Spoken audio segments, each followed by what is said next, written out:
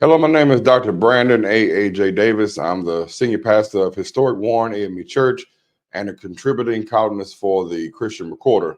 And I have the pleasure of giving this interview with Dr. John E. Freeman, native of West Virginia and a tenured pastor in the 3rd Episcopal District of the African Methodist Episcopal Church. I'd like to be able to share this moment with Dr. Freeman to discuss the historic precedent that his life and ministry set in the life of the church. So allow me to move forward with our first question. Dr. Freeman, please share with us the unique position you hold within the life of the AME Church and the circumstances, if you can, that placed you there. Well, first of all, thank you for this opportunity. Yes, sir. I now have to say it this way. I'm a retired pastor after 44 years in the African Methodist Church. And the sad thing is I'm retired, but my retirement money is funny. It's retired also. But what prepared me for this is that back in 1972, I was ordained by Bishop Henry I. Burden. At the time was presiding prelate of the 3rd Episcopal District. And under the time of my appointment, I was serving a 40-year sentence in the West Virginia State Penitentiary. Yes, sir. And what makes that so unique, I'm a former police officer in the city of Bluefield. And after I got off the force and started my own business and was doing some wrestling, professional on television, this, that, and the other, and playing music, one night, we were on our way to hire a band to play at the club that Saturday. Yes, sir. And a couple of guys got out and said they're going to get something to drink and eat. Came back and they're laughing. And they said, we just robbed the place. I said, huh? I said, okay, don't be joking like that. So we took on off. And what makes it so interesting, when we got in Bluefield, the police pulled us over. And they came over, and Joe Polano, a guy that I used to ride with, he said, oh, this Freeman, man. And the other guy on the other side of the car. He said, oh, okay. He said, so where you going, John? I said, I'm getting ready to head to Roanoke. I said, what you stopped me for, man? He said, well, a car fitting the description of your car was involved in a robbery. Wow. Oh, man. And when he said that, I felt like I was being choked. Wow. And so to make a long story short, from that moment on, a guy walked on the other side and looked and saw one of the guys in the back that had the cap on that was described in the robbery. And they asked him to get out and told me to stay in the car, and they told me to follow him to the station. And I did. So that was the beginning of that. But the thing that really bothered me the most was that how I realized I had gotten myself in a mess. Originally, I was called to preach at the age of 16 while in the Baptist church. But I was just too proud and allowed people teasing me, come, there go the preacher, to go ahead and pursue my calling. And so I still serve the church as a church musician, playing for a 50 voice choir. We even recorded and whatnot. But I just didn't give my life to Christ in the ministry. I accepted Christ as a young man. But that was the beginning of my downfall. And so on September 1974, I was ordained a itinerant deacon. And as a matter of fact, I've served under 9 bishops. Wow. 9 bishops. I started under Bishop Bearden, then went to Bishop Hildebrand, Bishop Anderson, Bishop Beerland, Bishop Webster, Bishop Hennon, Bishop Young, Bishop Reed, and Bishop McLeod. But the bishops that really touched my life so powerfully was Bishop Anderson. Yes, sir.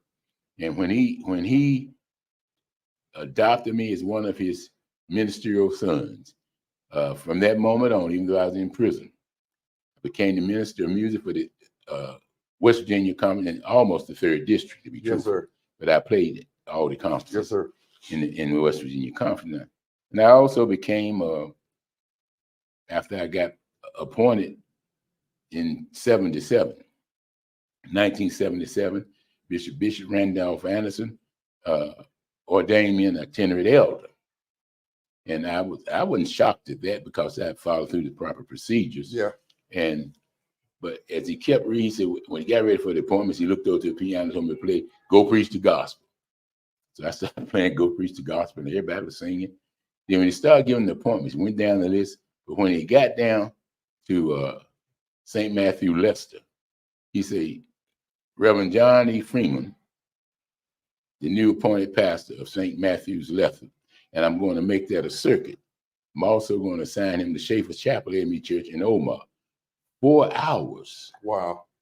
4 hours. Between the two churches, or No, 4 hours from round West trip? Virginia Penitentiary. To your church? To the church. Wow. And I looked at Reverend Chappelle, who was my father in the ministry. I said, have you forgot where I am? And so I waited, and after it was over and talked, he said, the Lord told me to do it. And so got back to the prison and went to the warden's office.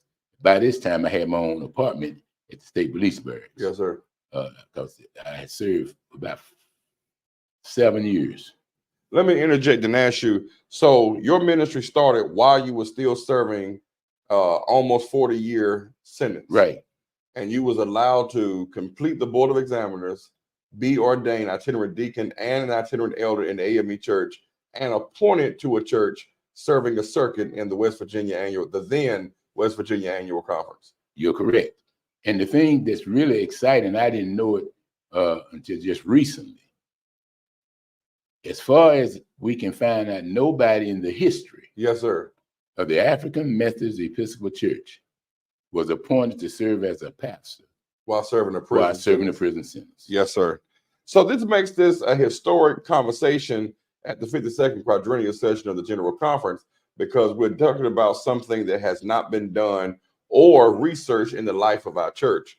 And if you could just very briefly speak to the fact that what allowed your sentence to be commuted was the interaction, or rather the intervention, of Bishop Anderson and the governor of the state of West Virginia.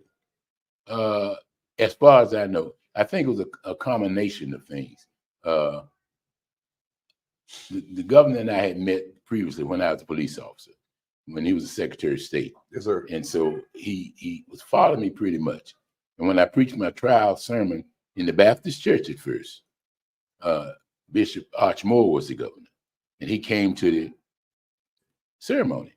But what really, I think, caused all this is that how I was permitted to travel all over the state of West Virginia with a gospel group that I started. That's right. In the prison. That's called right. The Gospel Wonders. That's right. And we traveled all over the state of West Virginia. And I went to all the meetings in the state of West Virginia. Yes, sir. Yes, sir. And amazing one, I hadn't thought about it, but one time I went across out of the state back into the state to go to a meeting. Which is very possible while being in the state of West Virginia. There are parts where you're very connected to Ohio and West Virginia.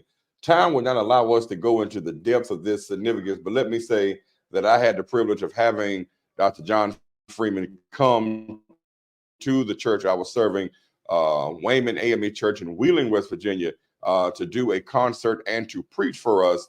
And one of the prison guards who was assigned to the Gospel Wonders detail, yes, came to support you, and the crowd was phenomenal. The entire church was packed, and it was standing room only, as people from the community who experienced the Gospel Wonders and Dr. John Freeman's preaching came back to hear this great historic preacher come and share the gospel and his testimony. Dr. Freeman, I want to ask you this one last question. You've written a book that tells about your journey and your experience. Can you share with us what that book is, how we can get that book, and how that book is shaping young seminarians at Wilberforce University and Payne Theological Seminary? Well, I wrestled on whether or not I was going to write the book at this time or not. Now, my first book was I Don't Feel at Home in This World Anymore. Yes, sir. Back in 2009, because I died from a brain bleed and a stroke. Right. But they brought me back. That's right. But what made me think about this, I was singing one Sunday, "Look Where God Has Brought Me." Yes, sir. He has brought me a mighty long way. Yes, sir. And I was singing with the choir that James Cleveland had started that song. So my choir at that time, I think I was at United. Mm-hmm. In Xenio High. In Xenio High. So it's just amazing how God moves in mysterious ways to us. Sir. But God is not a mysterious God. That's right. And so I wrote the book, I started thinking about it, and I went all the way back. I'm not going to tell you it's because I like folks to get the book, and I got the book at a price where people can afford it. Yes, sir. I get calls all across the country, TVs, interviews, and this, that, and the other. But I thought about it, and I went all the way back to my childhood, where I was a member of the Baptist church then. And God had blessed me in so many ways. Even while I was in prison, my life was worth a carton of cigarettes when I first got there, because of the inmates that I had been participating in their arrest or something. That's right. And 3 of them ended up giving their life to Christ when I started preaching. Through your prison ministry. Through the prison ministry, yes. So I started writing, and I came all the way through the years, from my time at the prison, from my time in Moundsville Bethel AME Church, to Schaefer Chapel, Omar, St. Matthew, Leicester, Allen Chapel, Charleston, and Bethel, St. Albans. There I left West Virginia and came to the Ohio Conference. Went to Oxford, Ohio, the Bethel AME Church there, and became the Dean of Religious Life of Campus Ministry at Miami University. That's right. And the students helped get me elected to the City Council of Oxford. Were you also operating the cab business? I was also operating the cab Yes, business. sir. Yes, sir. Yeah. While serving in the community, on the city council, pastoring Bethel, and building one of the most formidable student ministries at the university. God been good to me. Absolutely. God been good to me. Then when Bishop Billin came, one of the first appointments there was his wife came to speak for Women's Day. Supervisor Billin. Yes, sir. And we met, and he said, "You know what? I want you to go to Central Chapel, Yellow Springs." I said, "Okay." I went to Central Chapel, Yellow Springs. Then I became director of Interfaith Campus Ministry, Central State University. Had my own radio program called Moments of Meditation. And I just can't explain it. It's just so much to try to tell in this period of time. After that, shortly thereafter, my mother, who got her GED at the age of 88, we were on our way back from Cincinnati, Ohio. And she said that, "Son, I got my GED. You got all these credits. You can get done this, that, and your city council. Promise me, get your degree." Yes, sir. She said that, and a car hit us head on. She was killed instantly. I was able to, I had 2 broken ribs, lacerated liver. So my wife went ahead and made arrangements for the funeral. I preached the first funeral, which was in Oxford. They called it Mom Freeman's Day. Then from there we went to Charleston. I preached there, and then went down home to where my dad was buried. So when I got back, the lady that started the climb program at Wilberforce University was one of my members. She said, "I heard your sermon. Be in my office." I went there, signed up for the climb program, which is now known as RISE. That's right. And I got my bachelor's, left there, went to Payne Seminary, got my master's, left there and went to United Theological Seminary and got my doctorate. But I tell people my BA is born again. That's right. My master is Jesus is the master of my life. Yes, sir. And my PhD is pray hard daily. Yes, sir. Because when I start thinking about the goodness and all that is done for me, my soul cries out, hallelujah. Yes, I've been blessed to be a delegate to the General Conference 9 times. So, I feel that this testimony should help young people, old people, red, yellow, black, white, green polka dot, see that there's no secret what God can do. Yes, sir. I'm delighted to have had this opportunity to spend at the 52nd quadrennial session of the General Conference here in the state of Ohio with Dr. John Freeman, who is, in my estimation, one of the legendary preachers of the 3rd Episcopal District, who has written a new book, Look Where God Has Brought Me From, which is available through Amazon.com. Dr. Freeman, though retired, has continued to do pastoral work and ministry, and he continues to lead Wilberforce University in their ministry outreach as well as engagement. And so I want to take this moment to say thank you, Dr. Freeman, on behalf of the Christian Recorder and the 3rd Episcopal District for your legacy of service and for the fact that you continue to serve and to be an influence in the life of our students at Wilberforce University. Thank you so much for this opportunity. And I'm so proud of all the work that you've done and the work that you're going to do. I declare and decree right now that there is no limits on you.